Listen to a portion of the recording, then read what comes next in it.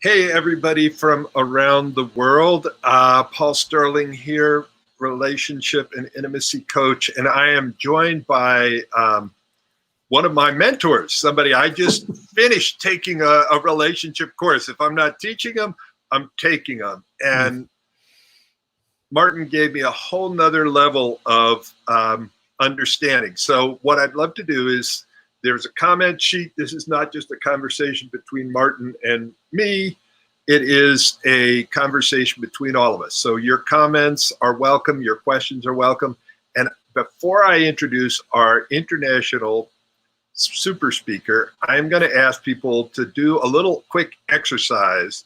And so here we go. What I want you to do, and you can type it in the comment sheet, is look at this picture and tell me what you see. If you're like most people, what you probably see is two naked people holding each other.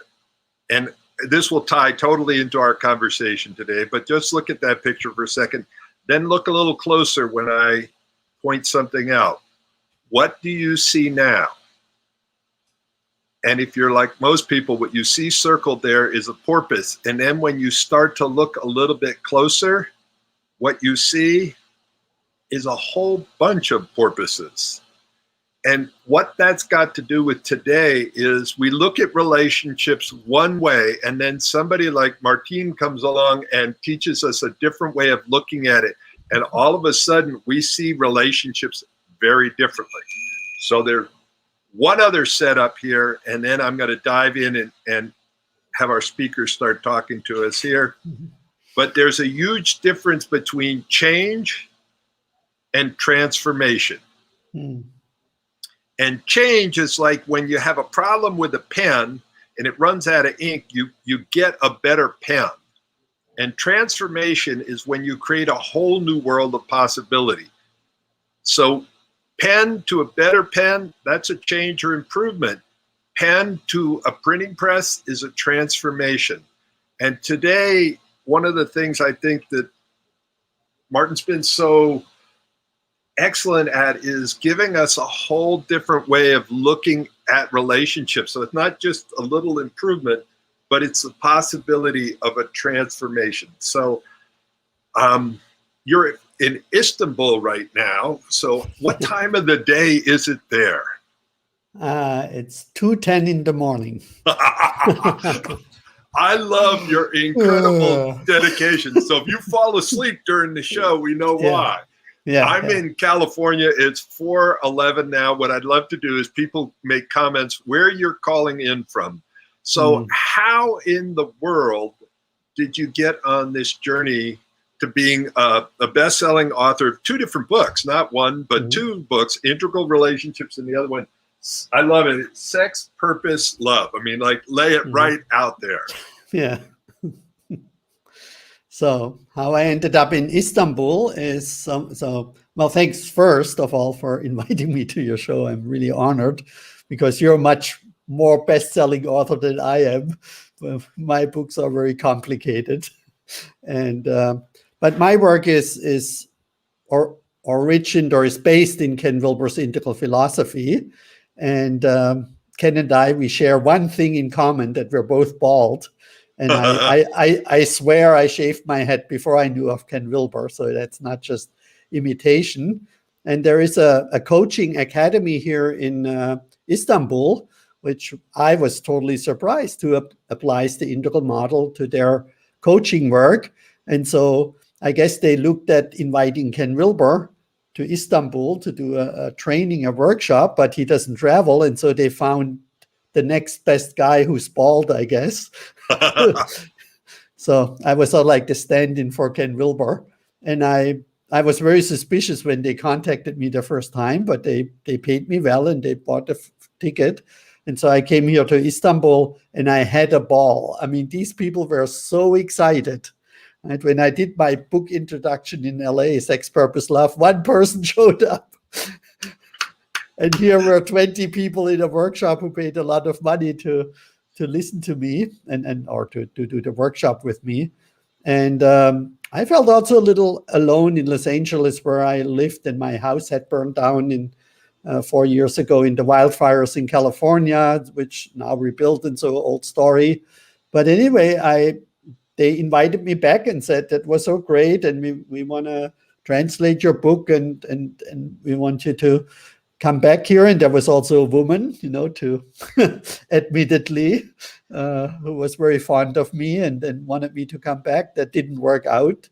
And then I realized that this is like, how should I say? There's 16 million people live in the city, and there's basically nobody who teaches integral relationship or anything like that.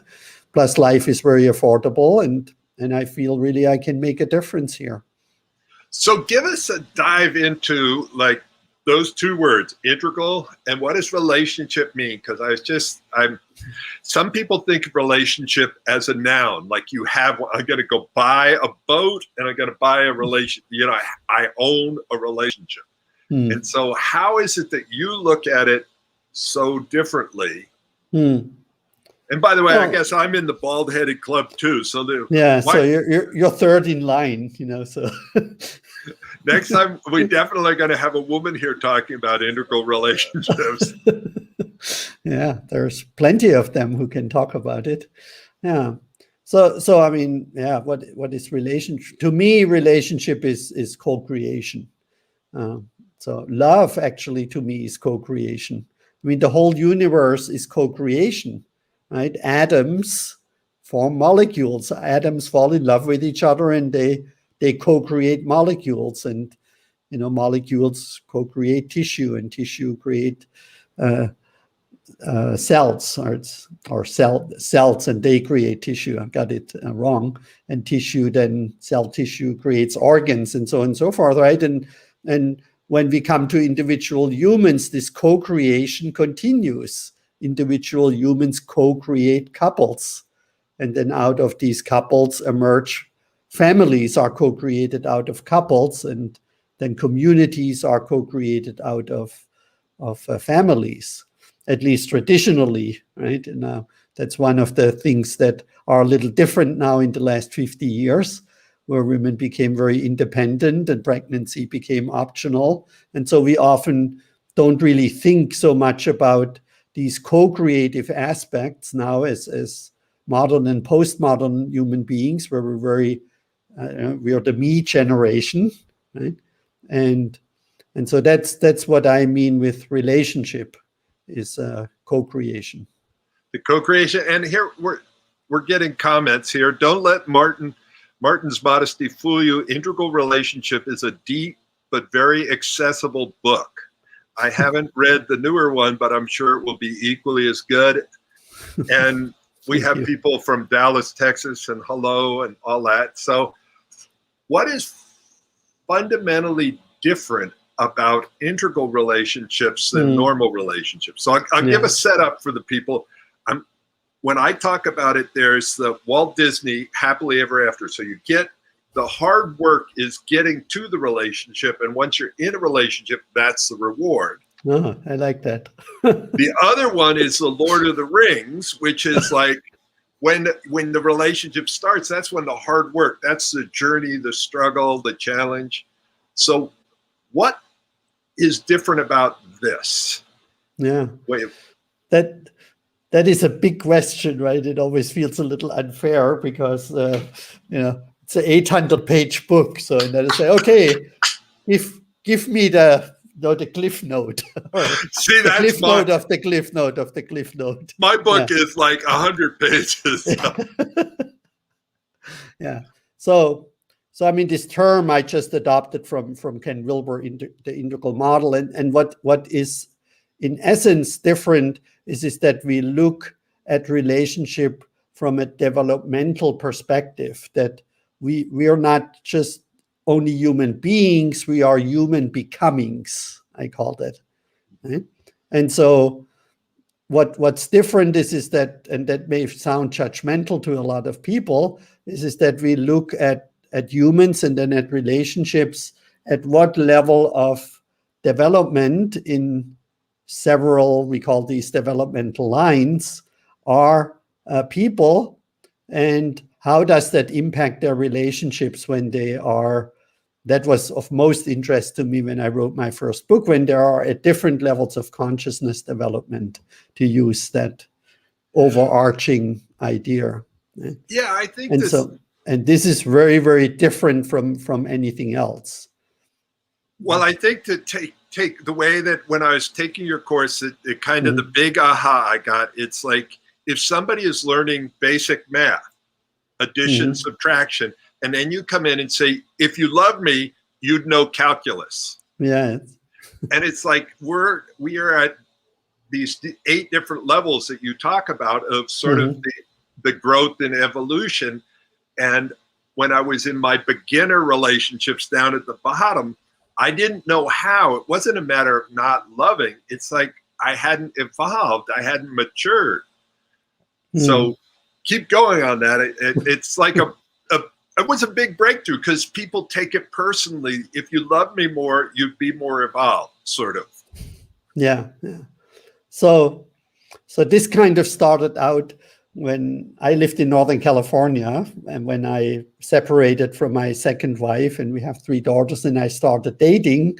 And English is obviously my second language, and I grew up in Germany, and I was never exposed to postmodern New Age women. And one thing they often said is like, I want a man who's conscious, right? I want a conscious man. Maybe you heard this before, right? And I went like, well, I totally understand that. You don't want to date someone who's in a coma, right? But that's not what they meant, right? They meant, and I only understood that years later, is somebody who has the same values, the same worldviews, right? That I have, who meets me where I am. And then later I realized there is very different levels of this where I am. And it's probably helpful to briefly walk you through these levels, right? And there is 2 ways how we can relate to these levels easily. One is to look at how humans developed over 100,000 of years. And also another way of looking at it is how children develop through different stages. And then we can somehow relate that to adults.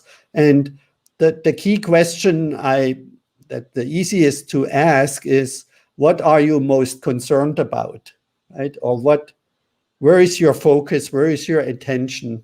And William James, the psychologist, philosopher, would have very much liked that, right? That question.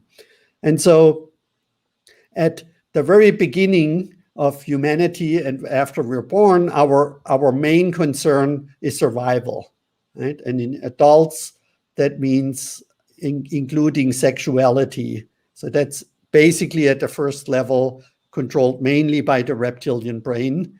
And that's what we share with all living creatures, with all mammals, right? They need to survive, they need to eat, and they reproduce, and they see quality of life.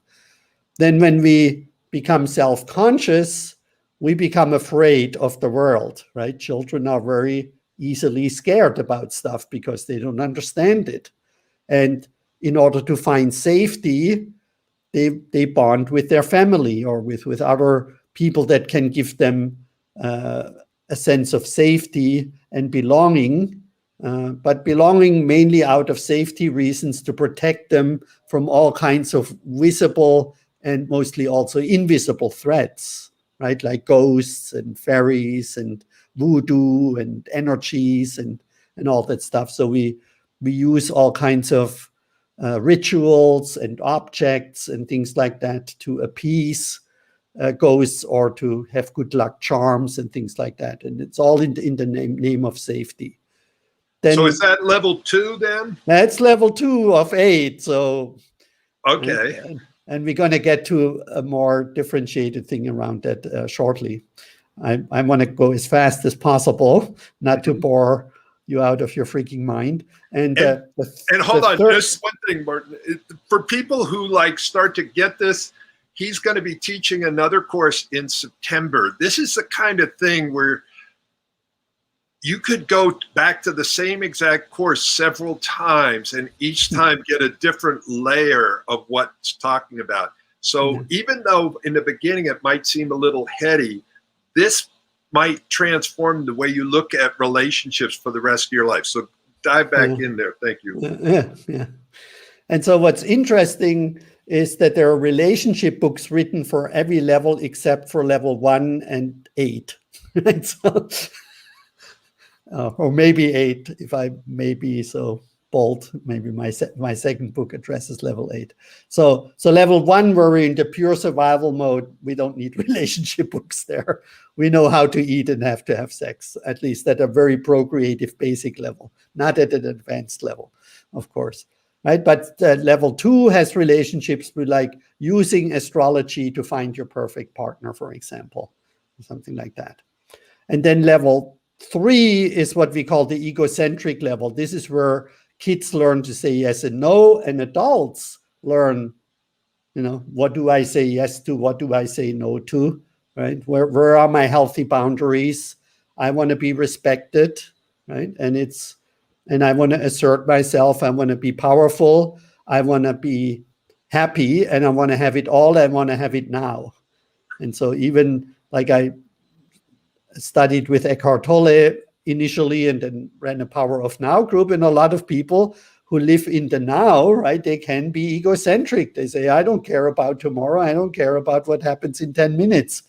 I'm going to shoot up heroin in my eyeball right now, or I'm going to take whatever I want. And so it's a very powerful stage. And here we have books like The Game by Neil Strauss, or like the Pickup Artist book.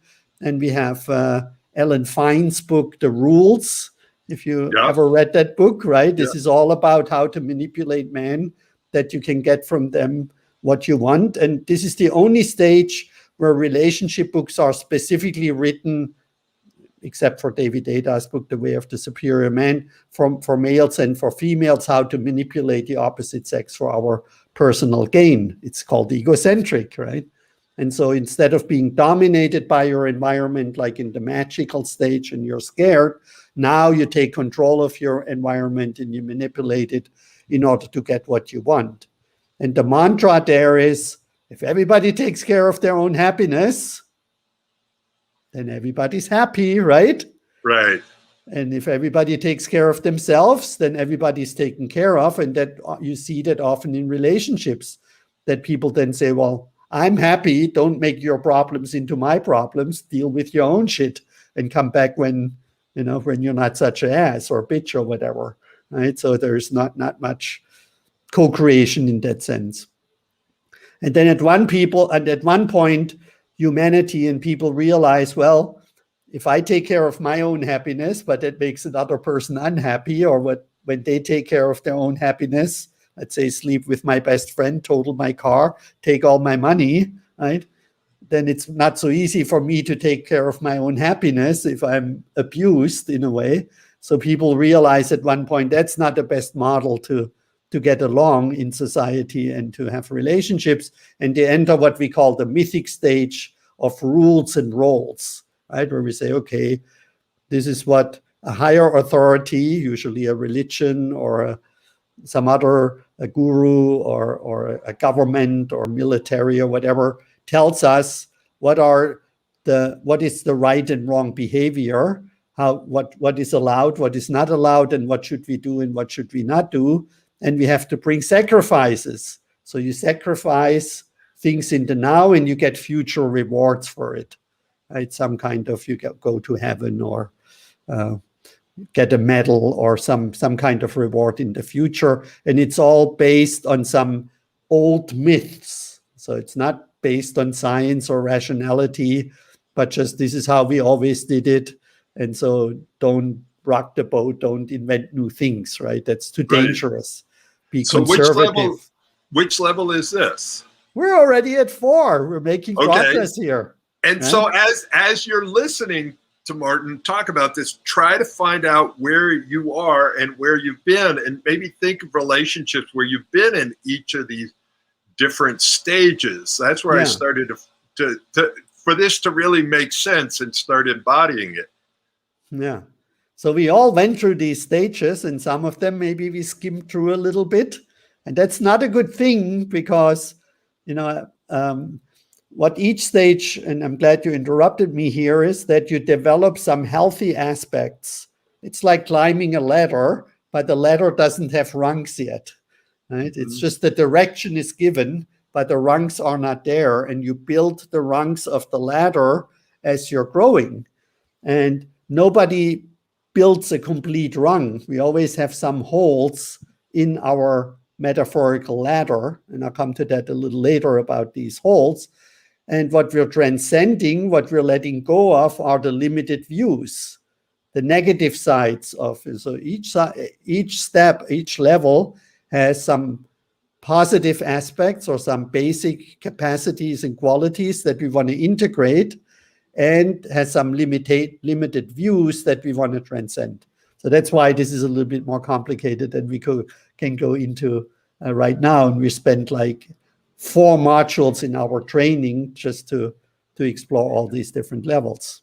One quick thing, what I flashed on as you said that is babies, part of the process is they need to crawl, and they're developing skills. And it's like a temptation to take them right from not being able to move to walking.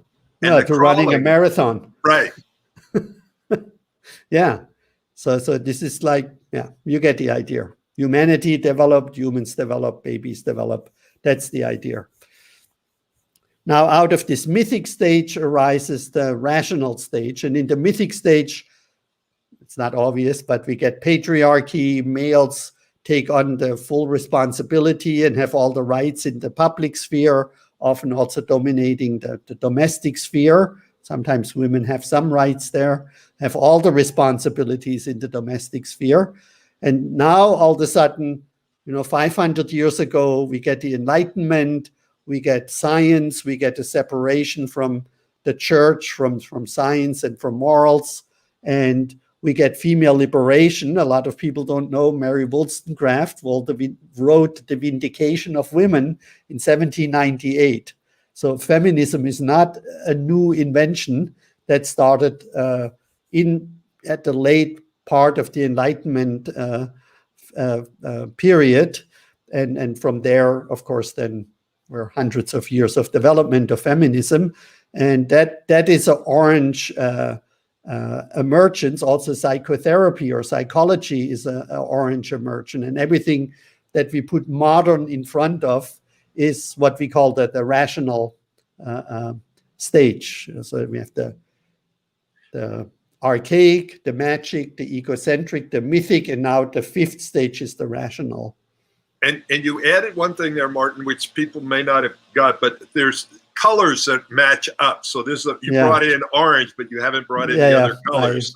Let's forget about the colors. Forget. Each one has a color, a number. Okay. Yeah. Because there's different colors in different systems, and that's too much for the time we have. So, all right. Some people may already go like, "Oh my God, what is this guy talking about here?" So, and if we look at relationship books in the mythic stage, going back to 4, we get the typical men are from Mars, women are from Venus, right? Just accept that we're different and understand the differences and how to somehow, put up with each other, play your role, and everything will be fine. In orange, we get the idea of equality. So we get and we get the idea of therapy, of the couples therapy. and that men and women are equal, and we get Erich Fromm's The Art of Loving and books like that.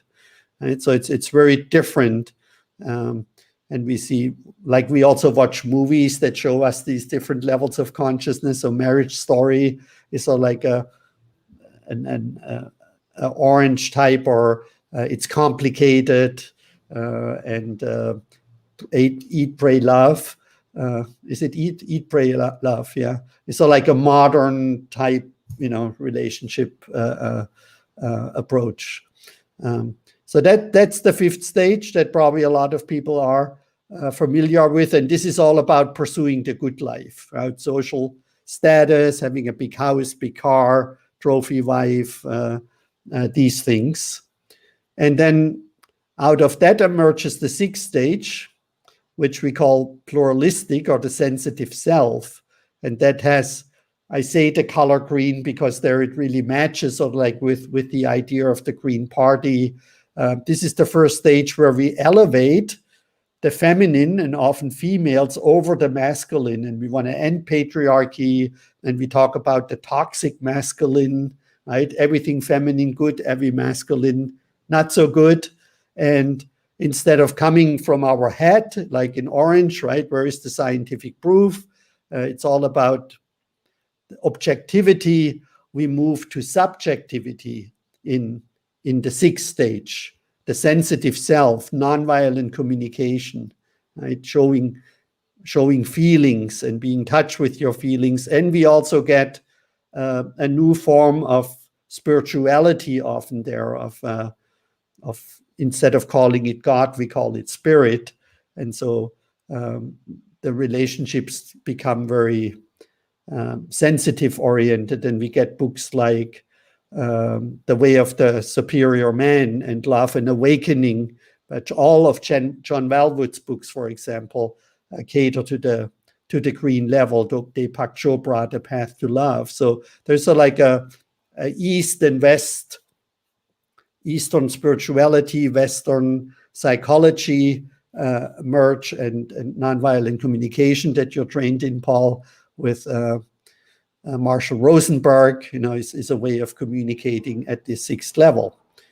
And so here we are, and now something interesting happened, or there's an interesting insight around that from tons and tons of research, is that people who are at any of these first six levels, they think that their way of seeing the world and their way of being is the best way and the only right way, right? So you just turn on the TV and you see how these levels are clashing, especially if you watch international news, right? You see, look into Afghanistan, for example, or in American politics, or whatever country you're joining us from, right? All conflicts are rooted between larger groups of humans, between these different worldviews, right? The Catholics against the non-Christians, and so on and so forth. And this also happens in our relationships.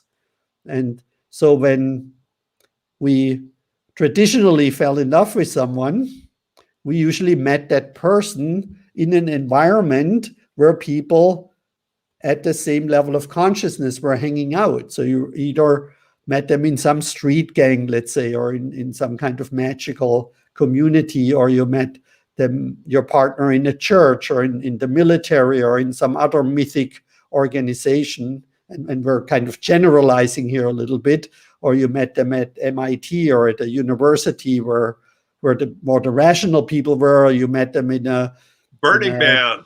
At Burning Man, exactly. Right. So hold on one second. But I want to just check in and give people, what are you connecting to from what he's saying? Can you look back at your relationships and see, and Martin, you've been really clear about it, this is not judgmental. Like, I don't know how to drill on teeth. I don't know how to fix an engine. It's not a judgment. It doesn't make me a bad person. It's an evolution sort of in the world of relationships. Yeah. So and what do you...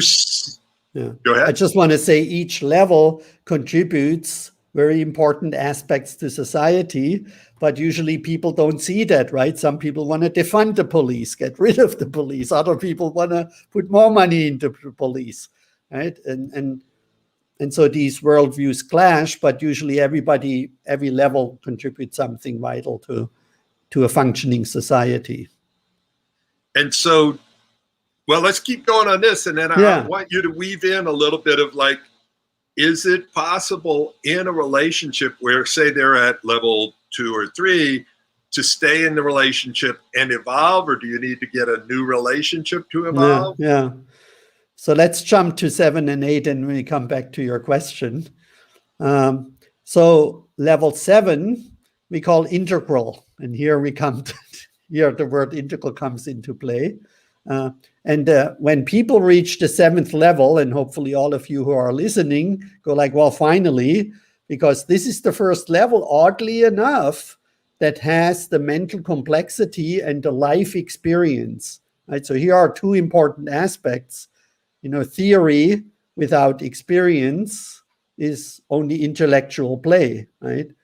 But experience without theory is blind. And so that's Immanuel Kant. And so the 7th level, oddly enough, has the experiences from the previous levels, right? Because it already ideally went through these first 6 levels, and has the mental complexity to be able to see the previous stages and to see that everybody's right from their own perspective. They're just not equally right? We can say the people at a higher level have more granularity, that they see more details, right? Their world view is more inclusive, more loving, more they are able to look more in the past and into the future than people at earlier levels. And so the 7th level integrates the views of all the previous levels without imposing its own worldview on the other levels. You say, okay, you're mythic, and it's fine that you're mythic. Just don't impose your values violently onto others if you can help it, right? And specifically not on me if I'm integral.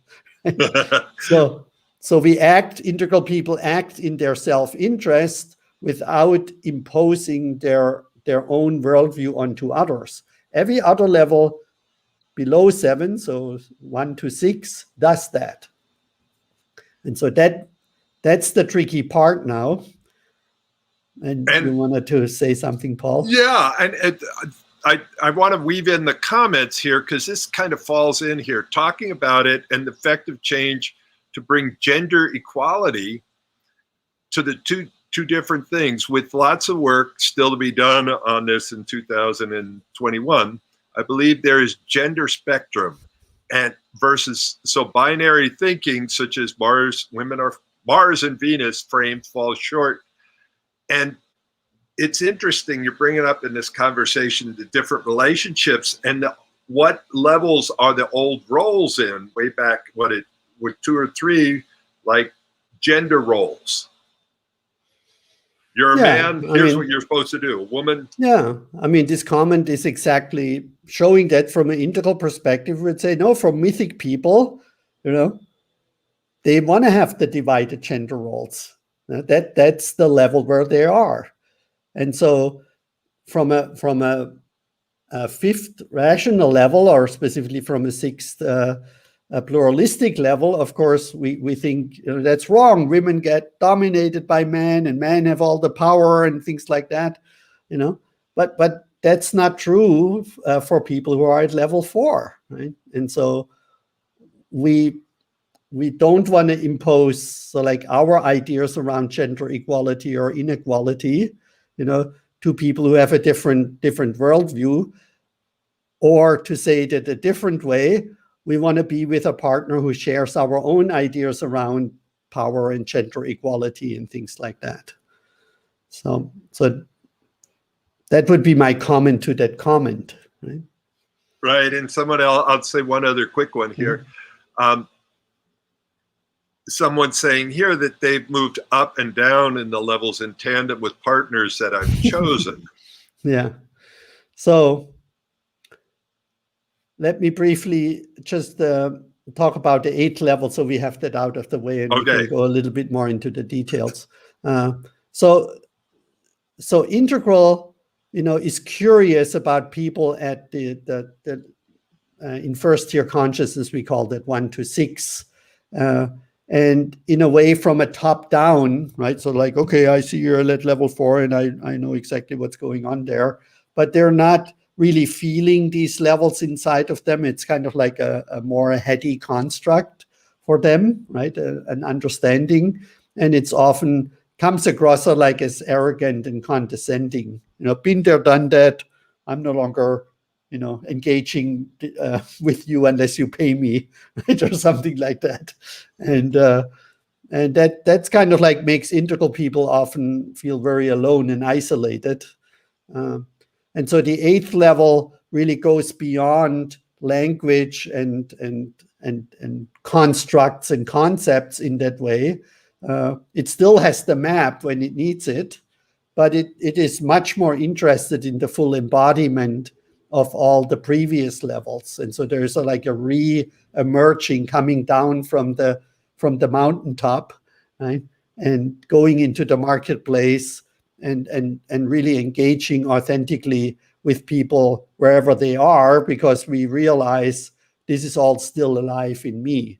So it's a little hard to describe because it's not green, right? Which wants to have no hierarchy and everything the same and equality, and right? We still acknowledge from level 8 that life is much more complicated and complex, but they're, instead of being curious and somewhat manipulative often and opportunistic, because we have this power. It's very powerful when you become integral, and within a few minutes you can spot where people are and then decide, to make them feel, understood, and you can take advantage of them if you want. 8 is much more compassionate, and it realizes that people at earlier levels of consciousness are often suffering, right? They haven't reached that level of freedom that the level 7 and 8, specifically 8, provides you with. And so now that we have these levels, and I'll let you interject, Paul. I was just going to dive in. Is the quick summary of the names of those 8 levels again? Someone was asking what was level 7, but let's just go through the quick 8, and then there's some other questions that have come up. So 8 is, so the levels are 1, archaic, right? Comes from way back times. The second one is the magic level, where people believe in magic, and in a childish, pre-rational way, if we call that, right? And then the next level is egocentric. And then the next level is mythic. So like, just very generally speaking, so like religious, right? Believing in a literal explanation or interpretation of scripture. The next one is rational, right? The modern worldview of science and morals and things like that. Dissociated or removed from religion, so art, science, and morals are no longer defined by religions, but by reason. And so Kant wrote these 3 critiques and so on and so forth. And then the 6th stage we call pluralistic, because there's many truths. Everybody creates their own reality based on their perspective on the world, their cultural conditioning. But I also sometimes call it the sensitive self. And then the 7th stage we call integral, because it integrates all the previous stages and understands them. And the 8th, there is no clearly defined name. I call it transpersonal, because it goes beyond, so like the rational, linguistically created mind, and it realizes that language ultimately is just an abstraction of reality. And so that it gets really tricky there, right? You read Wittgenstein maybe, or other people or Chomsky, etc., where would be examples just about the linguistic. or critical realism by Roy Bhaskar and things like that. So this is not an easy stage because it's not green. A lot of people, when I describe turquoise, say, "Oh yeah, I'm turquoise or even above that." But then when I dig a little deeper, they're usually green, because what people do when they learn about these stages, their first knee-jerk reaction is that they put themselves 2 levels higher than they actually are, because our cognitive understanding is usually 2 levels higher than what we actually really embody. And this is when we get into a relationship where the shit hit the fan. The shit hits the fan because we can no longer pretend, right, that the theory is not really the lived relationship. And I want to come back to the mating process in a way real quick, because what I mentioned earlier is that we usually traditionally met people who were in the same environment where we were before internet dating and worldwide travel and things like that, right? Our pool where we were choosing mates from was much more limited than it is today. And so what happened in traditional relationships could be that what happened in my relationships, for example, that I met my wife at Orange, and then when I became a sensitive New Age guy in Northern California and moved into green, she got really scared. And at the time, I didn't understand how scared she became, right? That I would sort of like become this soft guy who's not providing for her and her 3 children. I was the only breadwinner in the family, or our 3 children, right? And that was very scary for her. And so we grew apart, not like this, but we grew apart like this. And of course, I no longer felt met when I started to be an Eckart Tolle guy and then go into psychotherapy. And she had just like 0 interest and didn't want to talk about any of that, which I now understand much better why. At the time, I just then felt more attracted to women who shared my New Age sensitive self interests, right? My spiritual interests. And eventually we separated because of that. And so people can grow apart like that. Or we meet someone on the internet and we don't have this tool of asking the right questions and to see at what level of consciousness is this person. And as we know, these love hormones, somebody said falling in love is the only socially accepted form of insanity, right? We often like even regress. Yeah, somebody said that. Unfortunately, I didn't come up with that. We regress to someone even magical level, right? When we fall in love, all of a sudden everything is like magical and synchronicities, and that's my soulmate, and we had these previous lives and whatnot, and then when these hormones wear off, then all of a sudden we realize, wow, this person has totally different worldviews, right? So I want to watch Fox News and he wants to watch CNN, or I want to, go into the Osho Tantra group and he wants to be celibate for a year or whatever, because the Bible or whatever says that, right? Just to make a few stupid examples. And we cannot overcome these conflicts because we love each other so much, right? But we're so different and we don't understand what these differences are. Yeah. And that's the one of the challenges. And I want to give you time to ask, and I want to mention then 2 more things. Okay. Yeah. So just so that people know that if you've joined us later, Martin is coming to us from Istanbul, where it is now at this point at probably 2:40 a.m. in the morning. Yeah. So I'm about to wake up now. With the morning prayer there. Yeah. And you're going to hear it. And so I'd love to hear, just type in the comments. And I know we can see some of them we're missing. And people have said they don't get to see everybody else's. But if you could put in where in the world you're coming and joining us from, that would be great. And there is one quick question here, maybe not super quick, but Martin, this might be a good one. I don't think that you're saying that integral level people aren't concerned with justice, but that's kind of what I heard. Can you please clarify? It seems to me that I am driven to create, insofar as I can, a world full of truth, beauty, and justice. Does this mean I haven't reached the integral place yet? Well, I don't know where I said that integral people are not concerned with justice. They're saying, you can be, you cannot tell people not to be at the level where they are. That's the ridiculous thing that people do when they're in first year consciousness. What we're saying is, you can be mythic or orange or green, just don't impose your values violently onto others.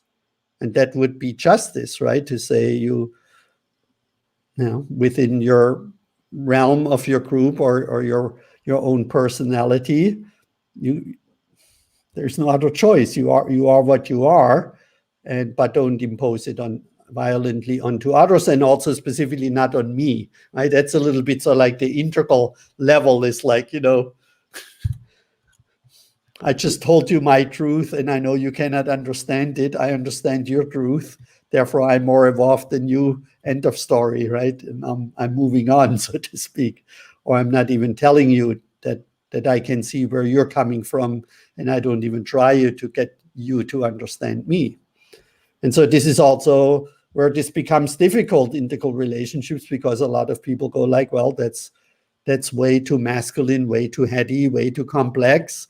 It's very judgmental. It sounds very arrogant. It sounds very condescending. And, I need to live with that, or integral people learn to live with that. And that's just the way it is. So I want to mention two more things. And they go a little bit beyond, or one of them goes beyond Wilber.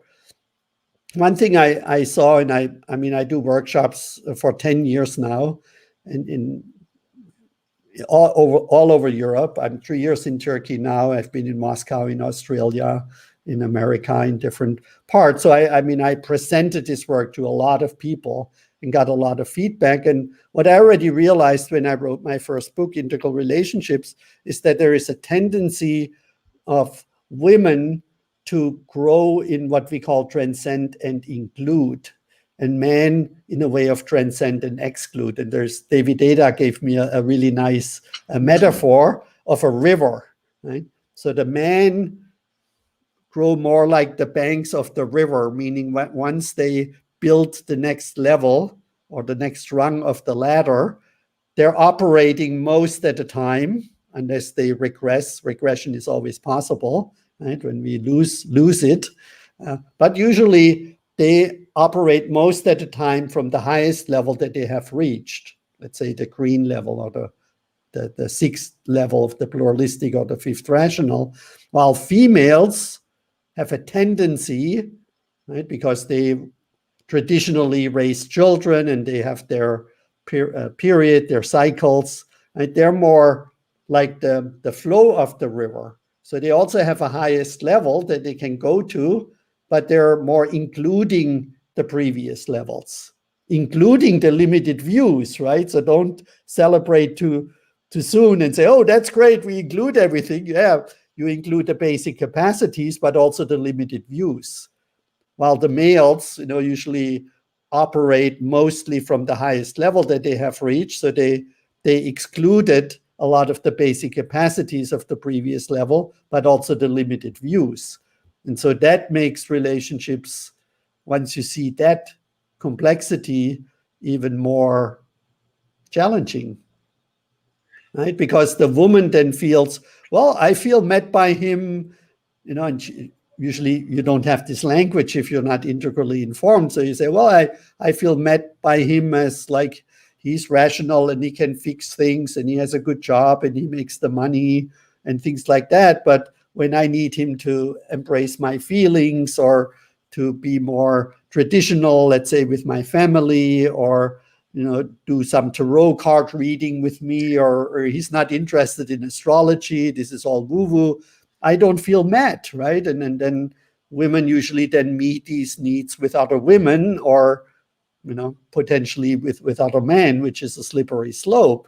And he, on the other side, is very frustrated and goes like, well, sometimes we have this great time together, right? We go to Disneyland with the kids, and I can talk to her about my job and things like that. But then she has all these strange ideas that or needs that I don't understand, right? I mean, this sounds childish or retarded to me, because to him, it's at an earlier level of consciousness.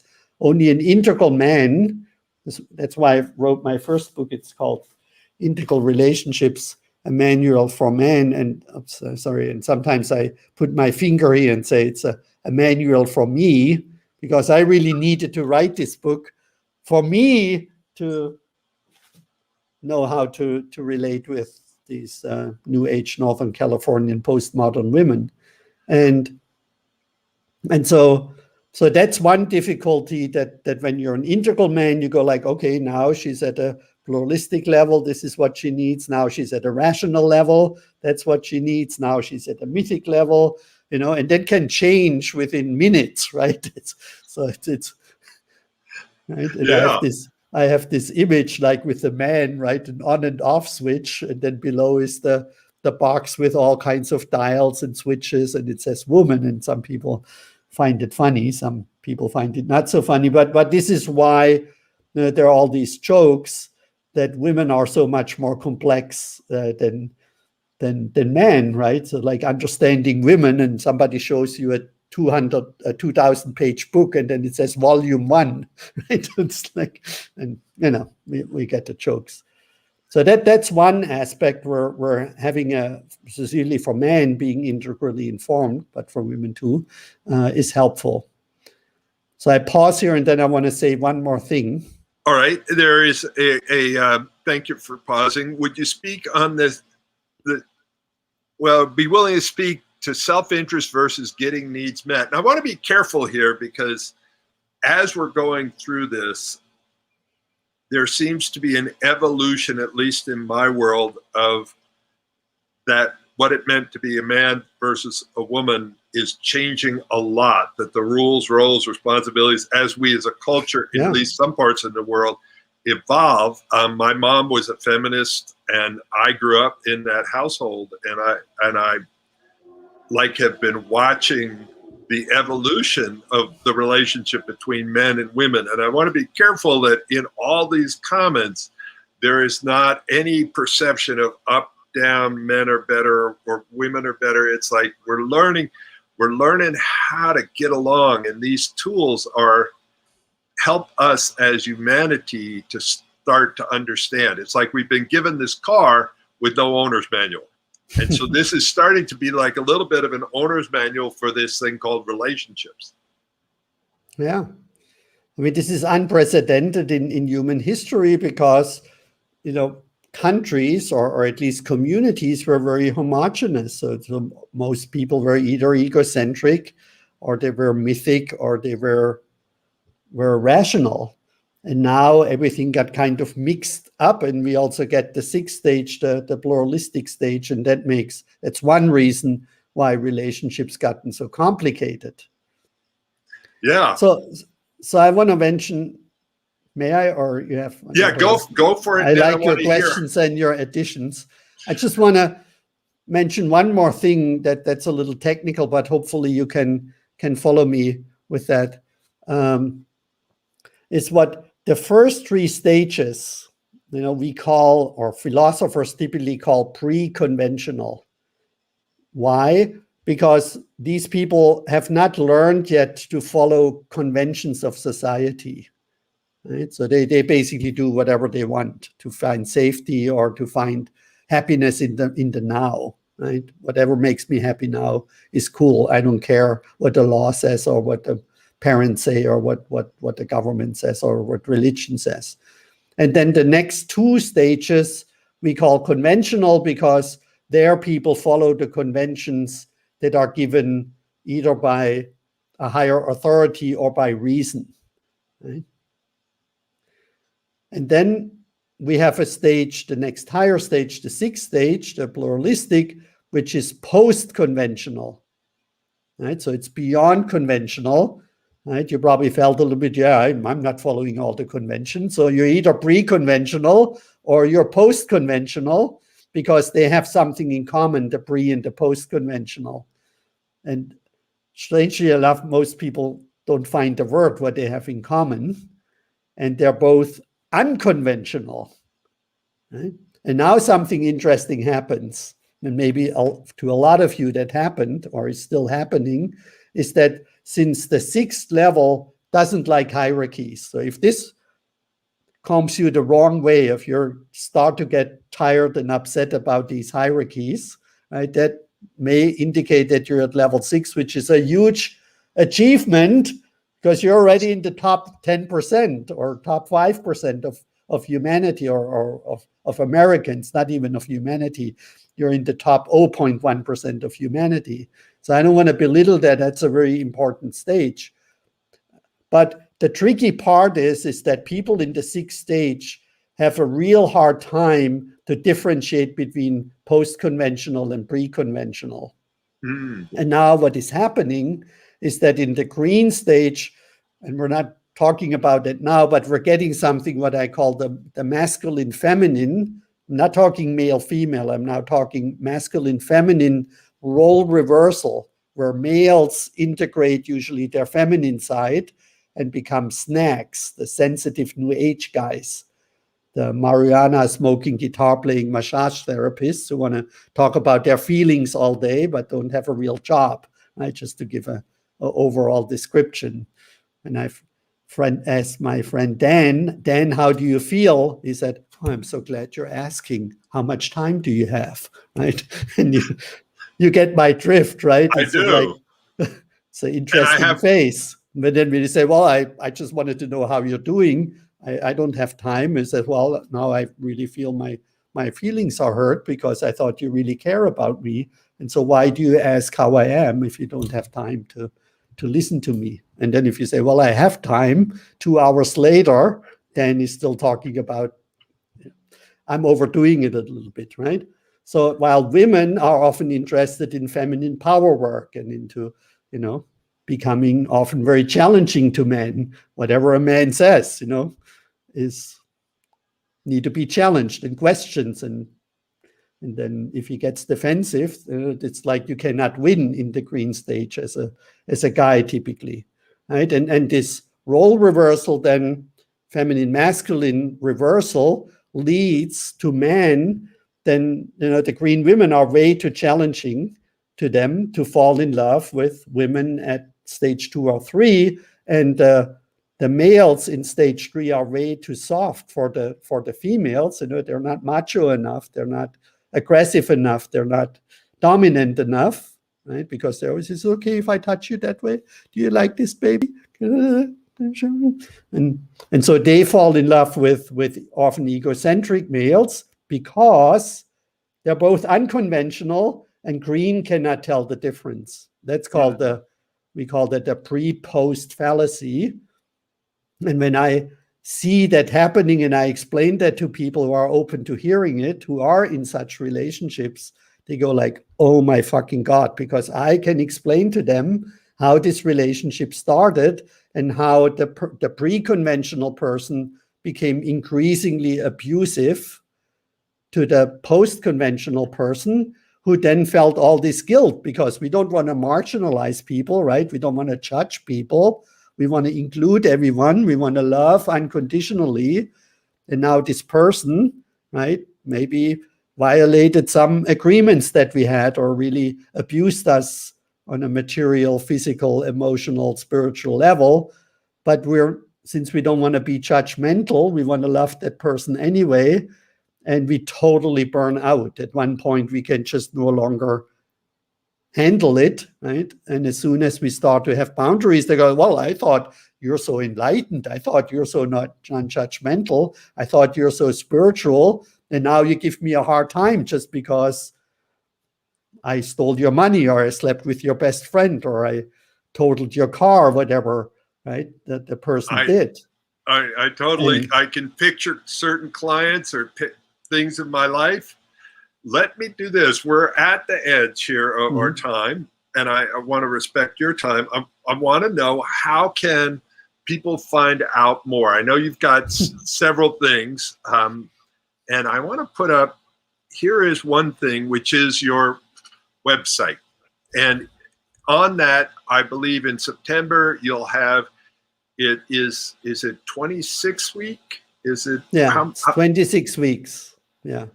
And if people are overwhelmed by that, think that you've just spent 30, 40, 50, 60 years creating a bunch of patterns. And this is a chance to spend a little bit of time looking at those and looking at which serves you, which ones don't, how to move ahead. So what would people get out of this? What do people get out of the 26 training? Yeah. They're going to be totally different people afterwards. That's what the people who went through the training are telling me. So it depends a little bit on what you do, right? We call it practitioners, professional, and group facilitator training.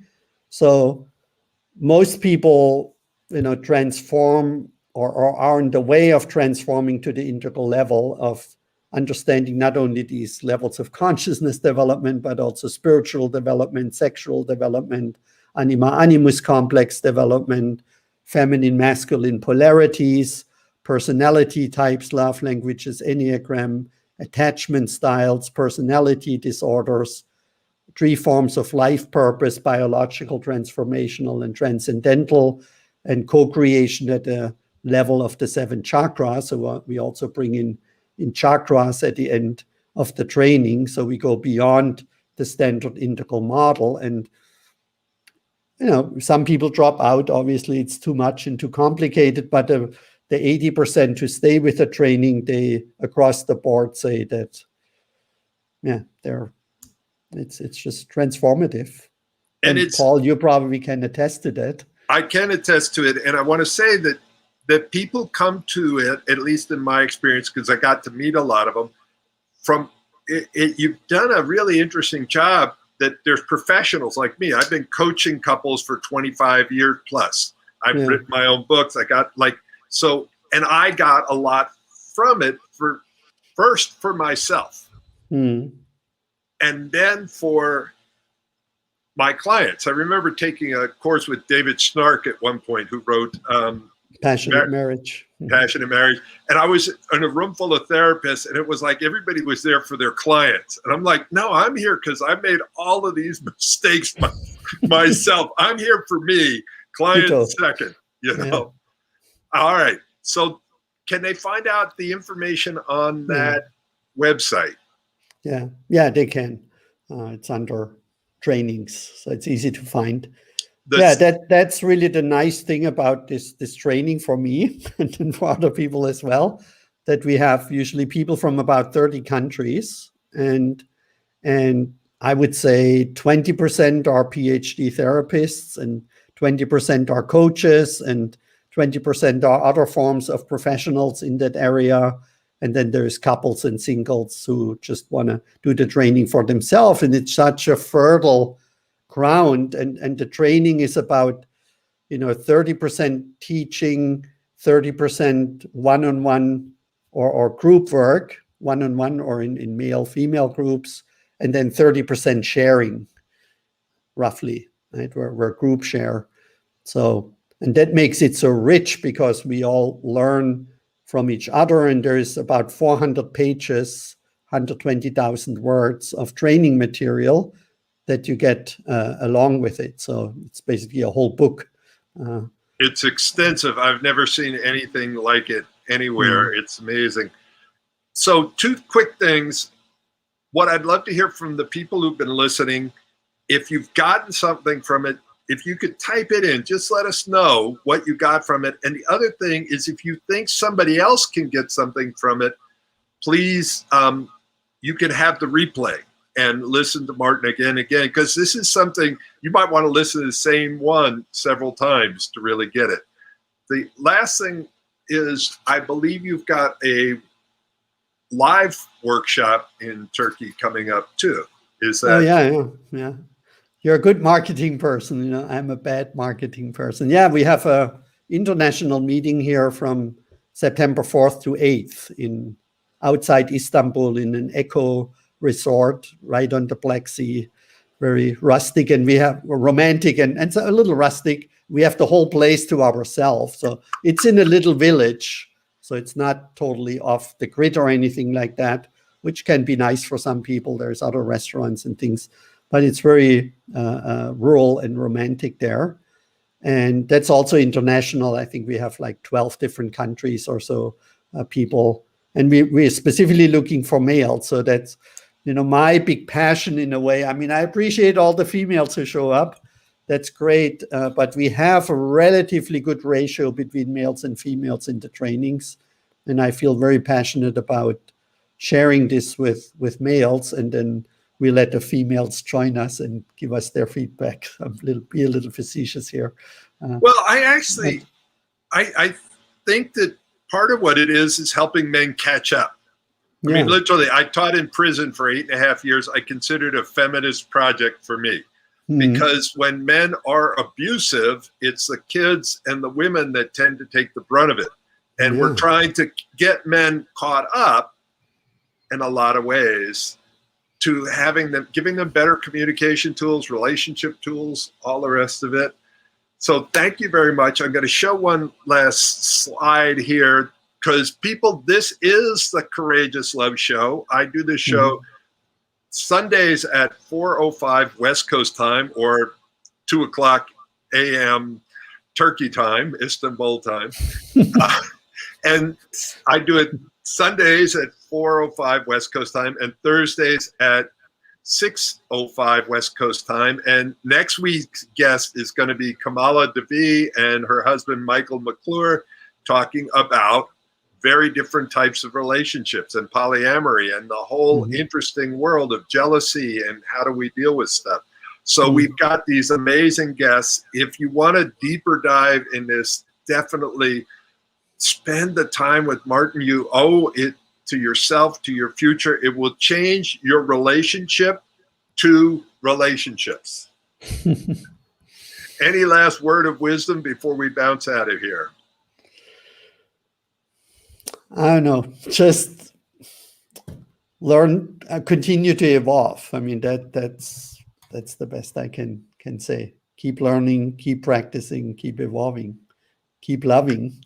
And somebody said, integrate head and heart. I'm all for that. Somebody said disconnect between head and heart. So what integral is really integrating, the material, the physical, the mind, the heart, the spirit, the soul, and the spirit. So So my closing line is this. If you want a remarkable relationship, you need remarkable relationship skills. We are not born with them. It's like nobody's born a golfer. No one's born a dentist. It is a skill that we need to learn. Anybody can reproduce, but it takes something very different to create a remarkable relationship. So thank you, everybody. Thank you for all